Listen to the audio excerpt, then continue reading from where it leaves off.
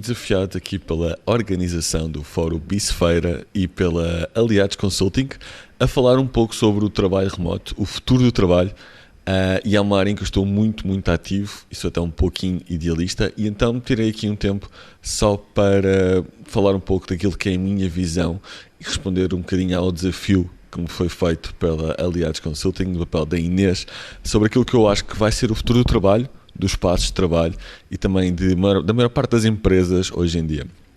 Uma coisa não tenho qualquer dúvida: depois desta pandemia o futuro do trabalho é remoto.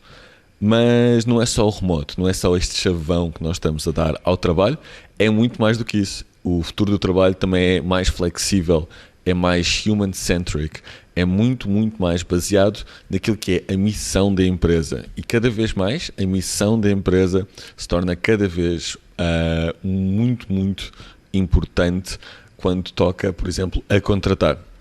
Foi feito um estudo nos Estados Unidos em que assume que a maior parte dos estudantes quer realmente trabalhar numa empresa em que esteja alinhada com a sua missão e que até a missão se está a tornar um bocadinho mais importante do que a parte financeira do trabalho. Portanto, uma coisa para ter noção no futuro, além de realmente o futuro do trabalho ser remoto, ser muito mais flexível do que aquilo que é hoje em dia, um modelo muito baseado na era industrial, onde as pessoas iam para a fábrica 8 horas por dia, 24 horas divididas por 3.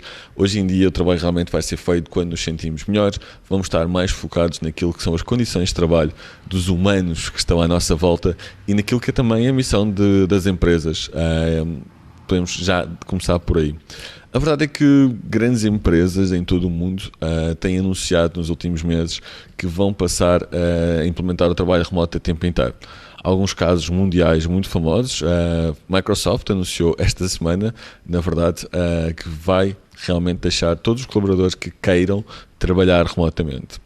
E segue os passos de outras empresas como o Facebook, como a Siemens, como o Twitter, como o Quora, como a Coinbase e como milhares de outras que anunciaram realmente que vão implementar isto que é o trabalho remoto e uma visão de trabalho remoto remote first. Já vou explicar aqui um bocadinho do que é ser remote first. Cá em Portugal, e porque nós não somos exceção e tenho que admitir que, ao contrário do que há um ano eu pensava quando criei o Remote Shift em Portugal há um ano, a verdade é que cá em Portugal o trabalho remoto está a crescer muito, está a crescer com muita qualidade e estou muito feliz por aquilo que está a acontecer. Nas últimas semanas temos tido já confirmações de grandes empresas portuguesas que estão a pensar e já estão a implementar, na verdade, o trabalho remoto e querem ser remote first também.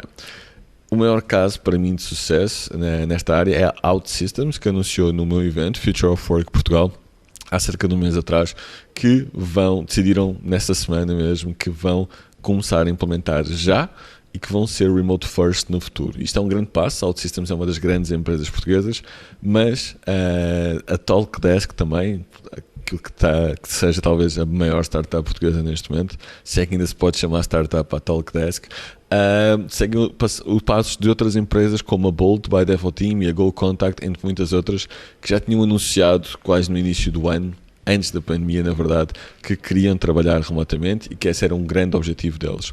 Existem várias razões, não vos vou amassar com as razões todas, mas uma das grandes razões pelas quais algumas destas empresas estão a abraçar o trabalho remoto é exatamente a atração de talento. O talento não está no Porto e em Lisboa só, o talento de repente pode e deve estar acessível em todo lado. Vemos uma empresa que esteja centralizada em Lisboa, não tem que estar a convencer pessoas de Santa Maria da Feira, de Aveiro, a virem morar para Lisboa. Eu discordo completamente disso, acho que o talento está em todo lado e que pode trabalhar de todo lado. Então, falando daquilo um bocadinho daquilo que é o Remote First também, que já vos falei imensas vezes, mas às vezes é difícil de esquecer-me que nem toda a gente sabe o que é o Remote First. O Remote First, eu basicamente divido o trabalho remoto em 3 tipos de trabalho remoto. Temos o teletrabalho, que é o primeiro, que é basicamente aquilo que muitas empresas, como por exemplo a Sonai, anunciaram pré-pandemia, que é 1 vez por semana ou 2 vezes por mês. Sejamos honestos, isso não muda nada nas empresas, era quase um miminho que as empresas davam e que chamavam de trabalho remoto. Eu era completamente contra isso e acredito que as empresas que implementarem isso nem sequer vão ser consideradas por quem quer trabalhar remotamente, e também acredito que o melhor talento do mundo vai querer ter acesso a trabalho remoto a tempo inteiro, exatamente porque quer morar em qualquer lado. Então, teletrabalho 1 a 2 vezes por semana, não muda nada, sinceramente, mesmo os sistemas internos não têm que mudar assim tanto para abraçar o teletrabalho. Para mim não tem interesse nenhum. Depois temos o Remote First, ou o modelo híbrido, que é o que todas estas empresas que eu mencionei vão implementar. O que é que todas têm em comum? Vão reduzir os espaços de escritórios em 50% ou mais, vão ter mais de metade das pessoas a trabalhar remotamente e vão ter um escritório que vai mudar completamente aquilo que eram os escritórios antigamente. Os escritórios eram os locais onde as pessoas trabalhavam e era assim que eram definidos. Vai deixar de ser assim. Este modelo híbrido traz muitos desafios, mas é também um modelo que traz uma solução para toda a gente. Quem gosta de ir para o escritório e trabalhar dentro de 4 paredes pode ir para o escritório, mas quem quer viver fora dos grandes centros urbanos, quem gosta de trabalhar de casa, quem quer ter mais qualidade de vida, tem também essa opção. Portanto, é um modelo que deixa bem toda a gente, é muito mais desafiante, apesar de dar mais liberdade aos trabalhadores de escolherem, e mantendo o escritório, apesar de ser um formato completamente diferente. Eu digo que os novos escritórios vão ser um bocadinho que já são daquilo que já é os espaços de coworking, os espaços de colaboração, de conexão, das pessoas vão quase para estarem juntas e não necessariamente para fazer o trabalho. Aqueles escritórios vão ser muito reduzidos e muito mais este tipo de espaços de coworking, open desk, sem lugares reservados. E que vamos reduzir muito os espaços de escritórios que temos hoje em dia. Portanto, todas estas empresas vão abraçar este modelo, diria que 95% a 98% das empresas vão abraçar o modelo Remote First ou híbrido, mantendo um escritório, mas muito mais reduzido. Um dos meus clientes reduziu de 300 para 60 pessoas o espaço no escritório, não só por causa do Covid, mas como resultado desta tendência. O modelo é interessante, mas é muito desafiante. O último modelo, que é o meu favorito, claro, são empresas 100% distribuídas, que é o modelo mais fácil de todos, na realidade, que são empresas 100% distribuídas que, no fundo, não têm escritórios. Muitos exemplos no mundo, temos a GitLab, temos a Buffer, temos a Doist, temos muita gente da Doist, por exemplo, no Norte, temos a Zapier, temos pessoas da Zapier muito perto aí de Santa Maria da Feira também. É muito mais fácil gerir uma empresa 100% distribuída do que uma empresa híbrida, por várias razões, mas nomeadamente o acesso à gestão, o acesso aos decisores pode pesar na altura de promover alguém. E não é isso que nós queremos. Nós queremos que toda a gente tenha as mesmas oportunidades, nós queremos uma empresa baseada na produtividade. Então, aqui continuando, de forma a que isto tudo resulte nas empresas, e já tenho pouco tempo, é muito importante que as empresas adaptem os seus sistemas. Trabalhar remotamente não é igual a trabalhar no escritório. Então, temos que adaptar 4 pontos muito importantes dentro da empresa. O primeiro é a comunicação. A comunicação passa a ser maioritariamente escrita. Não podemos nem devemos passar o nosso dia em reuniões online. O que devemos é fazer uma comunicação mais assíncrona, com mais qualidade, não deixando a comunicação síncrona para trás. A comunicação síncrona, que é aquilo que nós estamos a fazer agora em direto, e a comunicação assíncrona será, por exemplo, o e-mail ou o Slack, poderá ser mais assíncrono. A comunicação síncrona é quando queremos mais relações e é possível criar relações online. A comunicação assíncrona é quando passamos melhor informação e pode ser feita, por exemplo, através de documentação, através do Asana, um gestor de projetos, um Trello. Tudo isto é comunicação assíncrona. Segundo, as empresas têm que passar a documentar muito mais do que aquilo que documentavam. Documentar tudo o que é decisões, reuniões, processos repetitivos, por exemplo, uma equipa de marketing. Tudo isto tem que ser documentado. Terceiro, é obrigatório ter uma ferramenta de gestão de projetos. Toda a gente tem que saber aquilo que tem que fazer, quando é que tem que fazer, quem é o responsável e também muito importante, porque é que tem que fazer. Tocamos aqui um bocadinho na missão também das empresas. Além destes 3 pilares, eu acho que é muito importante as empresas remotas terem mais transparência. A transparência tem sido algo muito comum dentro de todas as empresas que são remotas, e também cultura. É preciso trabalhar a cultura de uma forma mais proativa do que aquilo que se trabalhava antes. É preciso focar muito na cultura, criar eventos específicos, criar rituais, e tratando destes assuntos conseguimos criar uma empresa remota com muita qualidade, aumentar muito a produtividade. E mesmo que uma empresa não seja remota, já devia ser algo na parte da transição digital que a maior parte das empresas devia implementar. A verdade é que é difícil num vídeo curto como este dar muito mais informação. O meu maior conselho mesmo é que contratem, na minha opinião, um especialista para vos ajudar nessa mudança e que vos ajude a desenhar os processos, a comunicação, ou caso isso não seja possível, educarem-se. A GitLab lançou um curso, temos cada vez mais cursos para gestores de equipas remotas. Eu próprio lancei um curso cá em Portugal, que deve abrir em breve, mas a educação é muito importante. Trabalhar remotamente definitivamente não é o mesmo que trabalhar no escritório. Gerir equipas distribuídas não é o mesmo que gerir equipas no escritório. É necessário educação, a educação é mesmo essencial neste processo e, na minha opinião também, equipas de empresas com mais de 300 pessoas podem e devem garantir que alguém é responsável por esta transição, por esta nova forma de trabalhar. Nomeadamente a posição que tem aparecido muito, o Head of Remote. É uma posição que o Facebook já está a contratar, o Quora já está a contratar, o GitLab tem o Darren Murphy há imenso tempo. E este Head of Remote é, no fundo, a pessoa responsável por educar pela mudança, por manter atualizadas todas as equipas em relação ao trabalho remoto. Trabalho remoto é muito mais que instalar o Zoom e o Slack. Aliás, não serve nada instalar o Zoom e o Slack se não tiverem guidelines para isso. É necessário realmente uma mudança de mentalidade, uma mudança de liderança e para isso tudo é necessário mais e melhor educação. Abracem a comunicação síncrona, criem um bom sistema de comunicação, foquem-se nos seres humanos que trabalham convosco.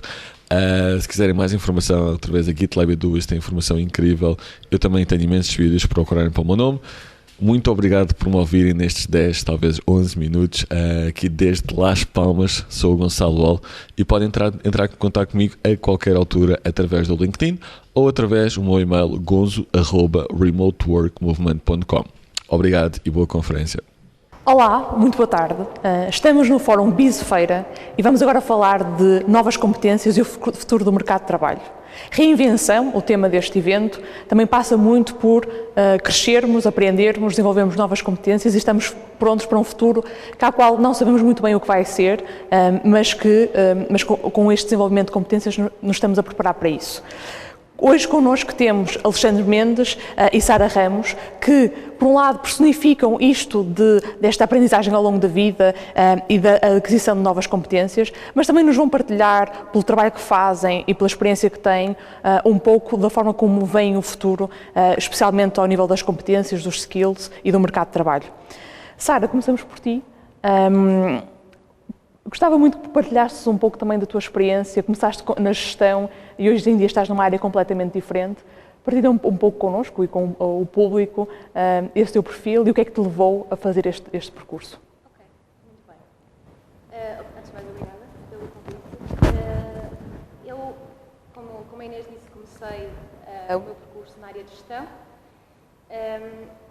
Nem sei bem porque é que fui para a gestão, para ser sincera, mas fui e cheguei ao final do curso e fui atrás daquilo que eu achava que era aquilo mais esperado e comecei a trabalhar em auditoria e, para quem não é da área, é um emprego na área da gestão que tem muita estabilidade, que normalmente foi uma grande empresa e, portanto, parecia que era ideal. Mas rapidamente também percebi que não era isso que me motivava, não eram os números, não era as longas horas de trabalho.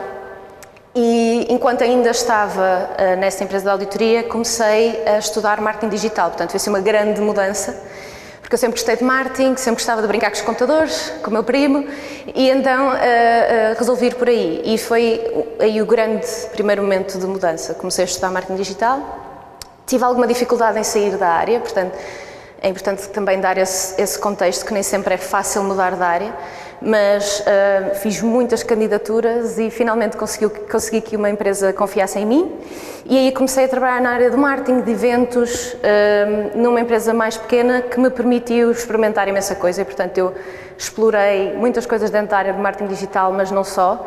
Tive a oportunidade também de trazer as minhas skills de gestão e de coisas que aprendi na empresa de auditoria, como coisas simples como trabalhar no Excel.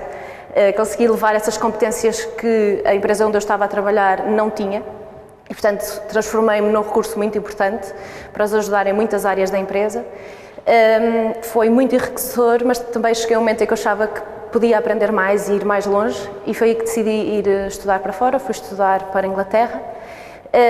E acho que aí sim foi o grande momento de mudança em que deparei-me com uma realidade muito diferente, não só um país diferente, obviamente, mas também pessoas de muitos países na escola onde fui fazer o mestrado, com um método de ensino muito diferente. E, portanto, nós não tínhamos aulas, nós não tínhamos professores portanto era tudo à base de projetos, era tudo muito colaborativo e mais do que isso obrigava-nos a pensar em nós e a refletir individualmente e em grupo.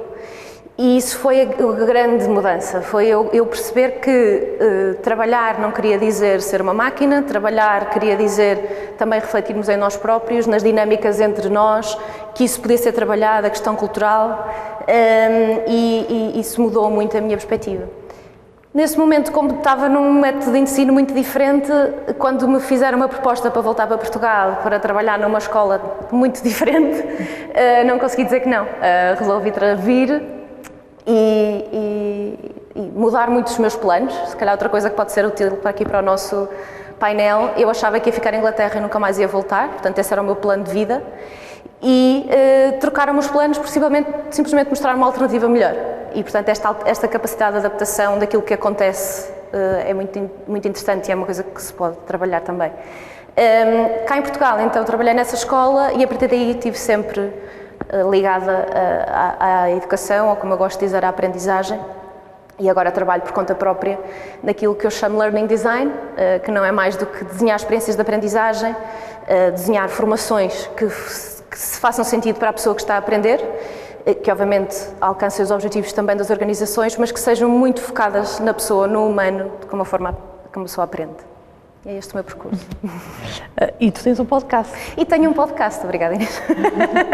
Esse foi outra coisa que, mais um projeto que eu fiz muito experimental. Eu sempre quis ter um projeto próprio e às vezes não sabia bem para onde me virar. E uma vez uma mentora minha desafiou-me: Sara, tu queres fazer um podcast? Grava qualquer coisa, grava a primeira coisa, grava-te a falar sozinha em casa. E foi assim que surgiu o primeiro episódio do podcast. E o podcast chama-se Learning Day e é precisamente sobre o mindset que nós podemos adotar para estar a aprender, sempre a aprender. E já aprendi muitas coisas com esse podcast, que era esse o objetivo. Boa, já vamos voltar aí ao podcast, mas antes disso, Alexandre, gostava muito também partilhasses um pouco a tua experiência, porque tu mesmo também passaste por um percurso de começar na psicologia e hoje acredito que usas a psicologia, mas fazes uma coisa completamente diferente do que se calhar seria expectável, diria eu. Sim, acho que não tem a carreira mais clássica dentro do mundo da psicologia. Quando as pessoas às vezes ouvem isto, pensam que isto significa que eu estou a dizer que o curso de Psicologia não serviu para nada e que fugi da minha área. Eu acho que uma das coisas que me distingue é que eu nunca tive este conceito de área. Pelo contrário, aquilo que me interessa é a interseção de conhecimento. E sempre gostei de me misturar, mesmo enquanto estava na universidade, com pessoas de outras disciplinas. Assim eu tomava mais consciência das outras áreas de ensino e de outros interesses que eu também tinha e que não conseguia deixar de lado o tempo suficiente na licenciatura. E, por outro lado, o pessoal de Psicologia também só falava de Psicologia e se aborrecia-me. Então, misturar-me com outras disciplinas sempre foi uma espécie de mecanismo de sobrevivência e de estimulação intelectual. Fundamentalmente porque eu entrei em Psicologia, era o curso que eu queria tirar, era o curso que eu queria como infraestrutura de base para a minha forma de interpretar o mundo e de trabalhar com pessoas. No início ainda fiz aquela carreira muito clássica, comecei na clínica, fiz psicoterapia, neste caso a outras pessoas, ainda 2 ou 3 anos. Depois voltei para fazer um mestrado na área dos recursos humanos e da psicologia das organizações. Aí, digamos que ainda estava muito dentro daquilo que são as carreiras clássicas na área da psicologia. Fui trabalhar na área dos recursos humanos e a área da psicologia de organizações já por definição é uma área que te põe a pensar sobre outros tópicos. Sabes muito de psicologia, sabes muito do indivíduo, mas depois começas a olhar para equipas, para organizações, para o design da organização, para a definição dos postos de trabalho, mas depois obriga-te a saber um bocadinho de direito, um bocadinho de gestão, um bocadinho de várias disciplinas. Tive a minha passagem por grandes empresas, depois comecei a perceber que aquele não era exatamente o contexto em que eu achava que ia estar numa trajetória de aprendizagem. E isto serve para dizer que eu sou muito sensível a esta ideia de trajetória de aprendizagem. Se eu estiver num projeto em que sinto que já não estou a aprender grande coisa, eu rapidamente começo a sentir que tenho que mudar de tema, ou de projeto, ou da empresa, seja isso mais formal ou informal. Então, nessa fase, de facto, dei o salto e voltei à universidade porque achava que nós conseguíamos montar uma espécie de empresa dentro da escola de psicologia, porque achava que a psicologia era útil e aquilo que eu queria comunicar de alguma forma é que o conhecimento em psicologia tinha um valor. E um valor que tipicamente não há muita gente a levar para o mercado nas várias disciplinas. Isto porque é tudo muito bonito sermos da engenharia, em que toda a gente diz, portas abertas, é tudo fácil. Dizes que és de ciências sociais e as pessoas pensam, coitado, não sei o quê. Eu nunca percebi essa condescendência, porque quanto mais trabalhava com engenharia, mais via o valor que a psicologia podia acrescentar. Então, eu comecei esse projeto, correu lindamente, foi uma fase do país muito específica, digamos que uma crise anterior, e de repente muita coisa começa a borbulhar no país. Eu comecei a ter um problema que era a maior parte dos meus amigos estavam a fugir do país e eu lembro de literalmente estar sentado um dia num café e pensar, eu estou a ficar sem amigos. E eu tinha feito uma passagem relativamente breve pela Alemanha nessa fase também e era um dia como o de hoje em que eu pensava, quem me dera ter esta luz na Alemanha, Portugal é um país bestial, mais valia nós estarmos a trabalhar para tentar transformar o país. E isso colocou-me a mim e a muita gente a trabalhar numa trajetória de tentarmos influenciar o curso do país, consciente do nosso micro-contributo, mas um bocadinho mais na lógica de tentarmos transformar e criar condições. Isso basicamente levou-me a começar a trabalhar em dois grandes eixos, que ainda hoje são os eixos sobre os quais eu oriento a minha vida profissional. Um eixo dedicado ao apoio a empreendedores e a tentarmos perceber como é que nós conseguimos apoiar pessoas que querem criar uma empresa, idealmente alavancada por alguma tecnologia ou algum conhecimento intensivo e escalar essas operações e terem um alcance internacional. E o outro eixo é precisamente este que estamos aqui a falar. Como é que nós ajudamos pessoas a desenvolver as competências que as empresas realmente contratam, não aquelas que necessariamente nós aprendemos no mundo mais académico, e como é que nós ajudamos as pessoas a desenvolver as competências necessárias para, de alguma forma, conseguirem navegar o mercado de trabalho do século XXI. Isso levou-me a criar quer projetos próprios, a colaborar em projetos de outros, a juntar-me a empresas, e basicamente é assim que eu oriento. Resumindo, há alguns pilares da minha personalidade que são muito estruturantes, esta curiosidade, a vontade da intersecção de conhecimento, e depois, na prática, eu giro um portfólio de competências que mais ou menos vou tentando alimentar como se fosse um jardim e tento transferir esse conhecimento para várias áreas. Hoje em dia trabalho muito com tecnológicas e com tecnologia e com a transferência da tecnologia. Eu, sinceramente, não me interessa saber de tecnologia por aí além, só o suficiente. Interessa-me perceber, lá está, um tema muito de psicologia, que é como é que as pessoas adotam tecnologia para o seu dia-a-dia, como é que os negócios adotam novas tecnologias, como é que as pessoas se adaptam à pandemia e a trabalhar a partir de casa. E estes são os temas em que, lá está, eu não sinto que tenha saído da área da psicologia, simplesmente procurei um espaço diferente de aplicação do meu conhecimento. Bom, se calhar passava aqui à Sara, porque tu falavas aqui de uma questão do mindset, não é? Ou seja, quando estavas a entrevistar as pessoas no teu podcast, eu já tive a oportunidade de ouvir alguns episódios, tu falas muito da questão do mindset de aprendizagem, não é? O Alexandre falava da questão das organizações, como é que elas se podem adaptar, e depois os indivíduos dentro das organizações, obviamente. Focando no indivíduo, como é que tens visto as pessoas a fazerem esta transição para o lifelong learning, não é? Portanto, eu lembro-me, quando nós andávamos na faculdade, muitas pessoas achavam que ali era o final, não é? Portanto, ali, ou seja, o curso superior, seja mestrado, licenciatura, etc., era o momento final da aprendizagem. Mas nós hoje percebemos que na realidade não é assim, não é? Portanto, aquele é um primeiro passo que dá algumas indicações sobre algum percurso que tu podes depois fazer na tua vida, mas que não termina ali. O que é que tu tens visto nesta área do lifelong learning, especialmente nos indivíduos também tens entrevistado? No podcast, em todas as entrevistas, eu faço a mesma pergunta a todos os convidados. É a última pergunta, mas acho que é útil começar pelo fim agora. E a pergunta é: o que é aprender? E toda a gente me disse, já entrevistei cerca de 10 pessoas, Todas me dizem, isso é uma pergunta mesmo muito difícil. Mas depois de dizerem, darem várias voltas, vão ter sempre ao mesmo, que é aprender é estar em constante evolução. Aprender é a vida. Aprender é aquilo que me faz sair da cama todos os dias. Portanto, há esta ligação muito forte da aprendizagem com a realidade da pessoa. Há um livro que eu estou a ler há tempo demais, só porque é tão interessante que eu quero estar sempre no mindset certo para o ler e estou a demorar demasiado tempo para lê-lo, que é A Quinta Disciplina, do Peter Senge. É um livro já antigo, já um grande... o Alexandre está a dizer que sim com a cabeça, também já deve conhecer. Já viste falar? Eu tenho na minha, como é que chama? Não, está em casa já. Está em casa, pronto. Vale a pena. O livro é sobre Learning Organizations, portanto, organizações que aprendem, que não é organizações de formação ou o que é que seja, senão organizações que aprendem. E ele fala das 5 disciplinas que são essenciais, e uma delas é precisamente o Personal Mastery. Portanto, a nossa... traduz mastery como mestria, não sei se é a tradução correta, mas nós próprios querermos influenciar a nossa vida.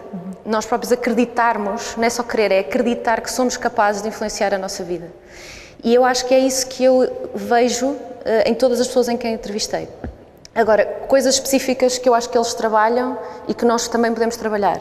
Questões como o Alexandre estava a dizer da curiosidade, de conhecer um bocadinho de várias coisas, de não nos deixarmos só no nosso quintal e de irmos falar com o vizinho, de experimentarmos coisas diferentes, ou seja, lá porque estudaste gestão, também não compreendo aquela questão, nem é a minha área.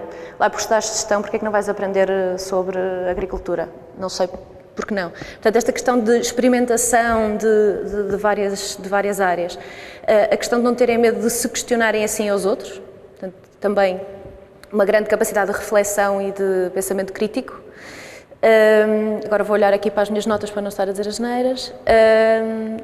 Uma coisa muito importante que é a colaboração com os outros, portanto, tanto através de relações de mentoria, por exemplo, como simplesmente de aprendermos com os outros, de colegas, de conversarmos, e uma grande resiliência. Portanto, a capacidade de recuperarmos depois de algo correr mal, também é algo que eu identifiquei nas pessoas com quem conversei.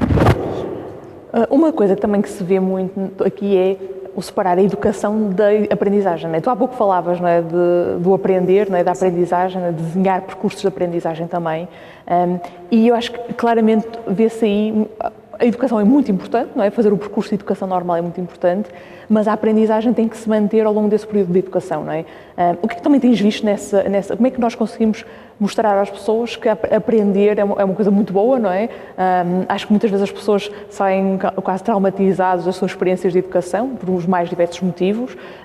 Como é que se faz com que isto seja algo do dia-a-dia, não é? Assim como a gente vai ver a televisão depois do jantar, porque é uma rotina que eventualmente podemos ter, como é que aprender também pode fazer parte dessa rotina? Sim.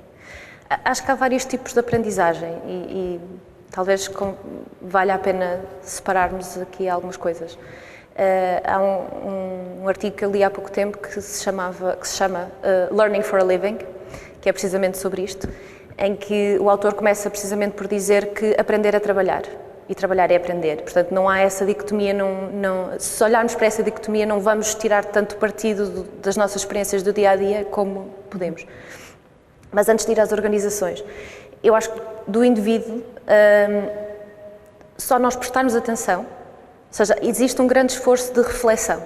Portanto, a aprendizagem, neste momento estamos todos a aprender alguma coisa, porque estamos a interagir com outros, com objetos, temos é de prestar atenção àquilo que estamos a aprender e eu diria que uma prática frequente de reflexão pode ajudar muito à questão do indivíduo. E, obviamente, há uma aprendizagem mais genérica, mais o que esse autor desse artigo, que eu depois posso partilhar, ele distinguia a aprendizagem incremental da aprendizagem transformacional. A incremental é aquela que nós, das skills, mais das competências, não é? Coisas que nós vamos ficando cada vez melhores, não é? E que é bom para fazermos o nosso trabalho da melhor forma. A outra que ele fala é mais o tipo de aprendizagem que nos permite transformarmos a nós próprios, as nossas relações, a forma como vivemos, portanto, muito mais exploratória E é esse lado que eu acho que nós podemos fazer sem dependermos de uma organização. Sem dependermos de uma organização de trabalho ou de uma escola. E, pelo menos da minha experiência, é prestar atenção. Uma coisa que também eu li um livro recentemente que é muito antigo também, que é do Peter Drucker, acho que é Managing Oneself, e lá fala muito da questão de nós sabemos como aprendemos, não é? Portanto, muitas vezes nós passamos uma vida inteira a aprender de uma determinada forma para descobrirmos mais tarde ou não que chegamos a descobrir que na realidade não é a melhor forma de aprender, não é? Como é que também as pessoas podem fazer um bocado essa autorreflexão da aprendizagem, não é? Como é que, por exemplo, no meu caso, eu aprendo a falar, não é? Portanto, apesar de eu adorar ler, gosto muito da conversa, do falar. Como é que tu achas que as pessoas podem fazer esse percurso para também descobrirem como aprendem e depois também criarem os seus próprios percursos de aprendizagem ao longo da vida, de forma a estarem mais ajustados à sua forma de aprender? Eu acho que primeiro é ter a consciência que temos todas maneiras diferentes de aprender, que é algo que nós não aprendemos. Porque na escola nós estamos todos à espera, ou o sistema está feito de determinada forma para nós aprendermos todos da mesma maneira, que é ouvirmos o professor a falar e depois estudarmos sozinhos em casa e despejarmos a informação num teste. E agora fazem-se muitos trabalhos de grupo, etc. Mas é igual para toda a gente. E, portanto, eu acho que a primeira consciência é essa de, se a pessoa, falaste há pouco de experiências traumáticas, existe, isso é verdade. Há muita gente que diz, eu não sou boa a aprender, ou eu não sou bom com matemática, ou eu não sou bom com, não gosto de ler. Porquê? Não é? Porque houve ali qualquer coisa que aconteceu que a pessoa ficou com essa ideia. E portanto, primeira consciência de que se algo correu mal no percurso, a culpa não é sua. Todos aprendemos de forma diferente, temos de encontrar uma melhor forma de aprender. Portanto, primeiro ter essa consciência. Depois procurar informação, tal como a que te referiste do livro do Managing Oneself, que eu ainda não li, mas já ouvi falar. Há mais pesquisa também relacionada com tipos de personalidade e formas de aprender. Aliás, eu fiz um episódio sobre isso que veio por causa de um post teu no LinkedIn, portanto é engraçado estarmos a falar sobre isso. E posso dar-vos um exemplo. Pessoas, por exemplo, mais introvertidas vão, se calhar, ler algo ou falar com alguém ou ouvir alguém, mas depois vão precisar de tempo para, e o Alexandre sabe disto melhor que eu, de certeza, mas para processar. E não vai ser aquela coisa imediata de saber a resposta imediatamente ou de achar que está correto imediatamente. Temos também algo que eu já ouvi dizer que poderá não ser assim tão científico ou tão óbvio, mas estilos de aprendizagem, se a pessoa prefere ler, se prefere ouvir, se prefere fazer, se prefere... Portanto, também se pode explorar por aí. Portanto, existe imensa informação. Se a pessoa quiser realmente investir em perceber-se a si melhor, é ir atrás dessa informação e depois experimentar. É aquilo que estamos a falar, curiosidade, experimentação, é assim que se aprende. Claro. Alexandre, do ponto de vista também das organizações, não é? Portanto, as organizações são feitas por pessoas e muitas vezes nós nos esquecemos disso, não é? Portanto, olhamos para as organizações quase como entidades, seres vivos em que as pessoas não têm necessariamente nada a dizer, mas têm, obviamente.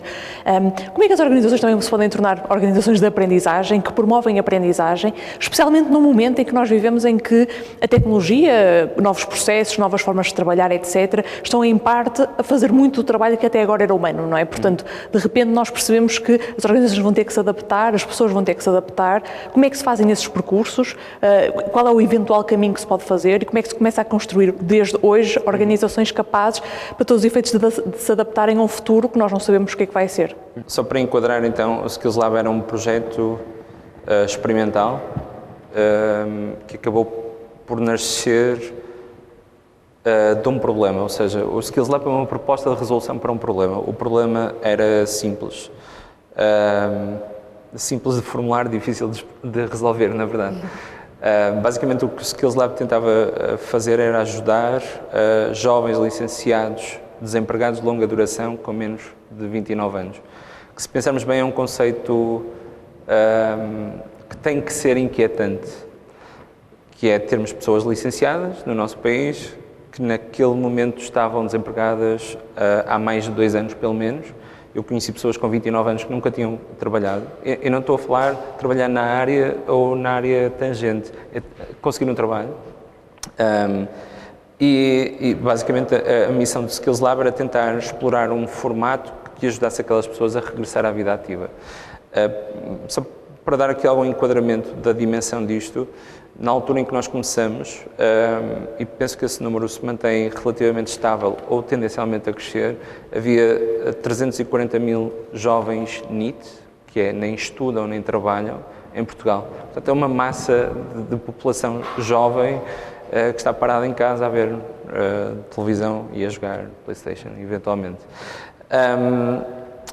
Quando nós começamos foi um formato experimental, basicamente aquilo que nós tentamos fazer foi mapear as competências que efetivamente as empresas contratavam, metacompetências, competências que não têm a ver com a área de formação inicial, e identificar empresas que estavam a contratar e percebermos como é que nós podíamos acelerar a aprendizagem daquelas competências. E para isso desenvolvemos um percurso, não era bem um currículo, era um percurso de experiências que assentavam elas mesmas na utilização de ferramentas que as empresas já usam. Por exemplo, o Kanban, ferramentas de colaboração e de comunicação remota e do ponto de vista da linguagem, nós, por exemplo, trabalhamos com algumas empresas do setor mais tecnológico, então na altura era muito relevante saber um bocadinho de Agile e de Scrum e nós íamos buscar esse dialeto. Muito porque nós percebemos que dominar as próprias palavras era, de alguma forma, importante para que as pessoas se sentissem que podiam ir trabalhar naquele setor. O que muitas vezes acontece é que as pessoas se começam a dada altura a auto-excluir de ofertas. Isso é um estudo que se calhar nós devíamos fazer mais, que é, nós publicamos um anúncio e as pessoas, umas acham que podem fazer aquilo e outras auto-excluem-se. Porque, pede aqui 5 anos, eu tenho 4 anos de experiência, já não sou elegível e auto-excluo-me, nem vou tentar. E há aqui um desperdício, digamos assim, no mercado de trabalho, nesta dinâmica que é muito interessante de endereçar.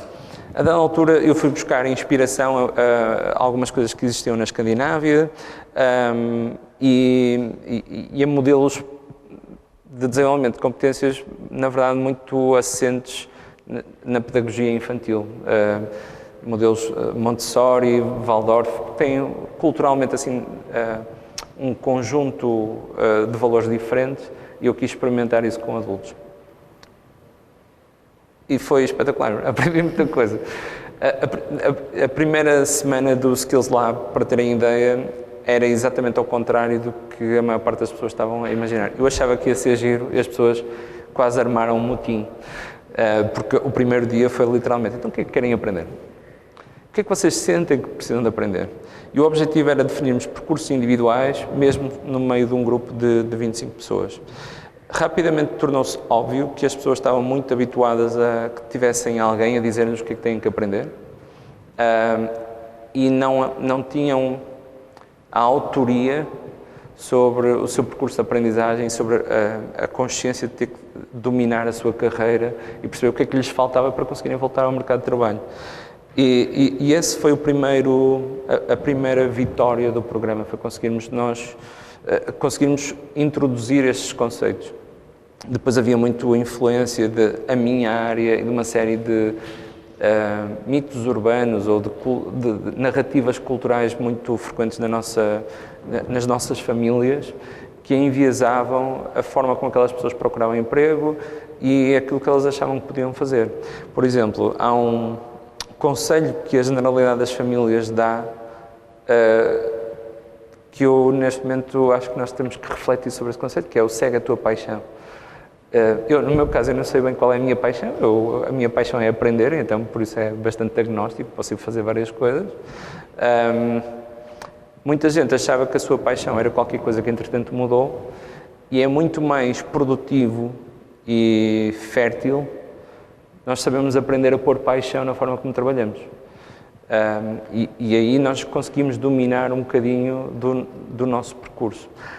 No Skills Lab, basicamente o que começou a acontecer foi, a minha posição era um bocadinho facilitar estes percursos individuais, promover o contacto destas pessoas com pessoas que estavam em empresas a contratar e facilitar esses contactos e trazer esses exemplos e mostrar pessoas que seguiram caminhos alternativos e mostrar uma série de novas profissões que as pessoas continuam sem conhecer. E só isto ajudou a grande maioria das pessoas a arranjar um emprego.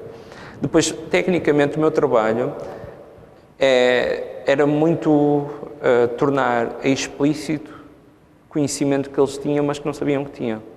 Que é um fenómeno que continua a acontecer. As pessoas saem da universidade e não sabem o que é que sabem.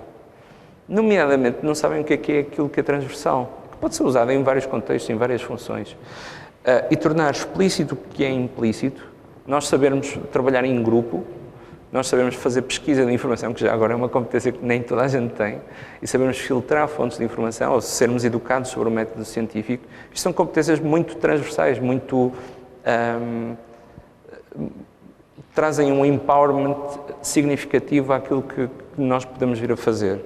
E basicamente eu comecei a mapear as experiências, começamos a trabalhar, a refletir, a bater muitas bolas, um processo muito bidirecional sobre o que é que cada pessoa sabia e onde é que isso podia ser aplicável, e depois promover este contacto com empresas que estavam a contratar, e felizmente mais de 90% das pessoas conseguiram um trabalho.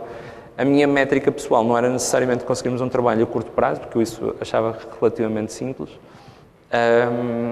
A minha métrica era saber que aquelas pessoas conseguiam gerar uma carreira nova. E felizmente já passaram anos e a maior parte dessas pessoas neste momento continua bem e foram evoluindo a pontos que claramente são emocionantes. Até eu lembro de, a dada altura, o Skills Lab parou, eu tornei-me diretor da Startup Braga, e um dia estava num programa de aceleração e frente a um painel de investidores internacional estava uma pessoa que participou no Skills Lab, ali como founder de uma nova tecnológica, e era uma pessoa que, quando eu a conheci, estava há 2 anos parada em casa, e sem uma direção. Portanto, eu não acho que eu tenha mérito, acho que nós temos que criar esta figura urgentemente no nosso mercado de trabalho de tradutores de conhecimento. Olha que giro, isto que tu sabes fazer pode ser aplicado nestas empresas. E um exercício que eu faço muito quando vou às universidades é tentar pedir aos estudantes que identifiquem o mais extensivamente possível a quantidade de empresas que eles conhecem. E é super baixa. Eles conhecem aquelas empresas, marcas fáceis e imediatas, que não são sempre aquelas que mais contratam, nem são as mais interessantes em muitos casos, e acima de tudo há muito mundo para explorar, e isso é claramente uma das coisas que nós temos que fazer, como explicar quais são estas novas competências que o mundo procura e quais são estas novas profissões de que tanto se fala e que muita gente ainda não consegue ter visibilidade sobre isso. Uma questão aqui para ti, Alexandre, que é, nós falamos aqui de várias dimensões, não é? Portanto, a dimensão micro, que é a dimensão do indivíduo, falamos também da dimensão da organização, e depois eu acho que a grande dificuldade é como é que se escala estes projetos, como é que se consegue, se nós falamos em learning organizations, organizações que aprendem, como é que se criam países que aprendem, não é?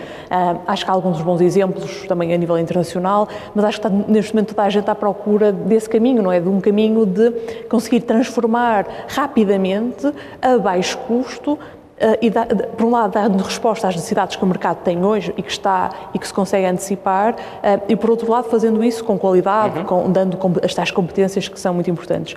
Qual é a tua visão? Ou seja, olhando para este desafio, o que é que tu achas que eventualmente poderá acontecer nos próximos anos e, essencialmente, também qual é o papel aí, quer das organizações, quer dos governos locais, quer também do Governo Nacional?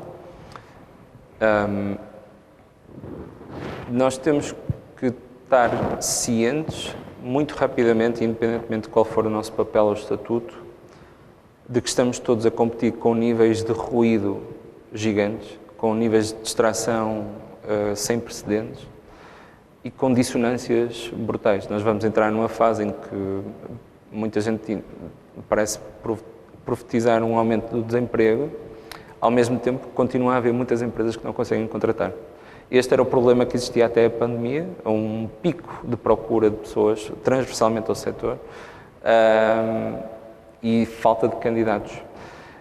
E esta dissonância é muito agressiva para as pessoas a título pessoal e super ineficaz para as instituições. Agressiva para as pessoas a título individual porque eu vou ver as notícias e o mundo é negativo e está tudo muito mal. E com base nisso eu começo, lá está, o meu mindset começa a ser mais contagiado por uma negritude que acaba por afetar a minha forma de comportar, de me comportar, exatamente. E isso retira agência ao meu dia-a-dia. É preciso uma perseverança, uma resiliência enorme nesse processo. Para as instituições isto é muito ineficaz porque estamos a competir com barulho e com distração. E as pessoas rapidamente perdem a fé e mais depressa compram a narrativa de que está tudo mal. E nós, provavelmente, do ponto de vista mais institucional, aquilo que nós precisamos nos próximos tempos é daquilo que, em termos técnicos, nós chamamos reskilling, a requalificação de pessoas, o upskilling, o ir buscar novas competências, fazer isso em escala. E algumas das empresas até podem ter que o fazer transversalmente e de uma forma muito acelerada. E lá está, se nós tivermos este tipo de dissonâncias e se não percebermos que temos que combater estas dissonâncias, perdemos esta guerra, porque as pessoas não têm, em regra, a cultura da aprendizagem ao longo da vida e da carreira. Dito isto, há uma série de projetos neste momento em curso, em Portugal em particular, que se têm orientado para isso. Um aspecto muito interessante e uma forma de analisarmos isto muito interessante é considerem o volume investido em novas tecnologias, no sentido mais abrangente da palavra, nos últimos 2 anos. E comparem com o volume de investimento, se calhar não necessariamente só em euros, mas também em horas, das políticas de formação nas empresas. Enquanto houver este desfazamento tão brutal, os nossos resultados vão ser pobres, as nossas empresas não vão conseguir contratar, vão ter performances mais anémicas comparativamente com aquilo que é a exigência do mundo hoje em dia. Mas temos que tomar consciência do que é que esta disrupção de 2020 veio trazer aos negócios. Para isso precisamos de assegurar visibilidade sobre essa disrupção, sobre esse impacto, sobre quais são as decisões que qualquer empresário pode tomar hoje em dia, quais são as portas a ir bater. E isto, para mim, resume-se a uma palavra que é trazer visibilidade ao que está a acontecer. Trazer visibilidade às empresas que existem e que estão a contratar, às empresas que precisam de se transformar. Temos que ter um discurso nacional sobre reskilling e upskilling, como é que se faz, quais são as melhores práticas. A Sara sabe muito sobre isso, há muita gente a saber sobre isso, gente que já o começou a fazer. Há iniciativas em aberto e muitas delas continuam a ter números muito baixos de candidatos, que é paradoxal. E nesse sentido temos uma missão nacional que vai exigir uma grande concertação de esforços, que é darmos visibilidade a isso. Darmos visibilidade que isto não é o fim e que é possível aos 40 anos começarmos uma nova profissão e é possível aos 50 e que há formas de aprendermos isso. Não é a mesma coisa de que voltarmos ao banco da escola, em alguns casos pode ser, mas há formas de aprendermos isso. E que, ao limite, aprender é a fonte da juventude. E nós temos que matar um provérbio que é... Como é que é? O burro velho não aprende de línguas. Acho que é assim. Sim. E reparem, isto navega na nossa cultura. Nós temos que inventar o oposto deste provérbio e instituí-lo. E para isso precisamos dar visibilidade a um conjunto vastíssimo de novas competências que têm alta empregabilidade, salários muito melhores, carreiras altamente resilientes. A Sara falava de marketing digital. Estamos super carenciados nesse tema. Melhor ainda, é possível aprender de borla online o básico e depois é uma questão de experimentar e cada vez mais há profissionais e empresas e escolas sofisticadas nesses temas que já começam a ter propostas estruturadas. Portanto, os ingredientes estão aí. Nós temos que garantir é que conseguimos captar uma parte da atenção das pessoas, sejam elas decisores públicos, decisores em empresas ou profissionais desempregados ou não, mas precisamos garantir que conseguimos chegar lá. E se repararmos, se ligarmos a televisão, que temos que assumir que é um meio, nós não vemos isso a passar. Nós não vemos e quando vemos, às vezes ainda é um bocado aquela história do ai, coitadinho, não conseguiu emprego na área, também tirou psicologia e agora trabalha em tecnologia. E temos que saber contar esta história. E isto não é para enganar ninguém, é simplesmente para sermos justos. É mesmo uma questão de justiça, sabemos contar essa história.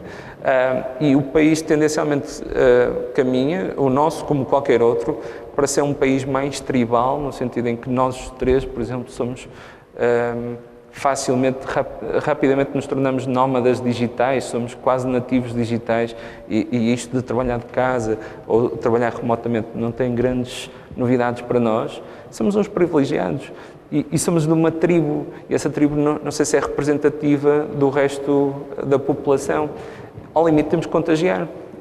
Se há coisa que eu aprendi no Skills Lab, no mundo do empreendedorismo, no mundo do mercado de trabalho, temos que misturar pessoas. Lá está, a tal interseção de conhecimentos. Portanto, dar visibilidade a isto, a estas novas profissões, novas competências, novas escolas, seria assim a primeira ideia que tenho à cabeça. É uma coisa que tu falaste, uma palavra que tu disseste que foi missão.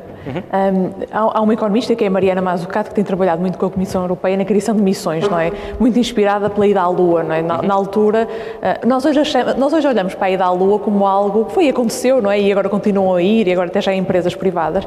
Mas na altura era completamente irrealista pensar que o homem podia pôr um homem na Lua, não é? Portanto, nós podíamos ir, era completamente irrealista, mas houve uma missão, houve uma visão, houve um investimento feito e esse objetivo foi alcançado.